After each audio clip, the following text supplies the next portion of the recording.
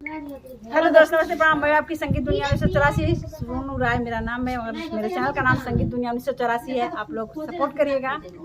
हम लोग एक प्यारा सा गाड़ी गीत लेके आए हूँ। जब तिलक चढ़ जाती है, चाहे लोग आते हैं दरवाजे पे शादी करने, तो लोग जाते हैं, तो जाते वक्त लोग क्या गाते हैं, वही गीत है। आप लोग सुनिएगा। तनी सुनिला समाधि साले तब जाइहा, तनी सुनिला समाधि साले तब जाइहा, तनी सुनिला मंगने के साथ पाए तना गुमान अगर अपन पहिरता त चलता युतान, अगर सीनियर तू हो बात देव जवाब, अगर भड़ुआ जो हो बात जैबा ल जाए, तनी सुनिला तेरी बस गाय के लाइकिन कही सवाल, तनी सुनिला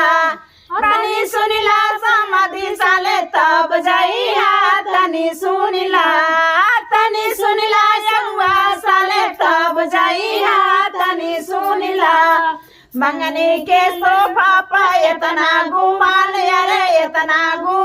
अगर आपन जो होता त चलता युतान, अगर सीनियर जो हो बात देबा जवाब, अगर भड़ुआ जो हो बात जैबा ला जा, एही बलगा के लैकिन का इहे सवाल, तनी सुनिला यहुआ साले तब जाइहा, तनी सुनिला यहुआ साले तब जाइहा, तनी सुनिला पानी के डलवा पर इतना गुमान, अरे आपन जो लैता त चलता उतान, अगर सीनियर जो हो बात देबा जवाब, अगर भड़ुआ जो हो त जैबा ला जाए, तनी सुनिला ससुर साले तब जाइहा, तनी सुनिला यहुआ साले तब जाइहा, तनी सुनिला तिवारी साले तब जाइहा, तनी सुनिला।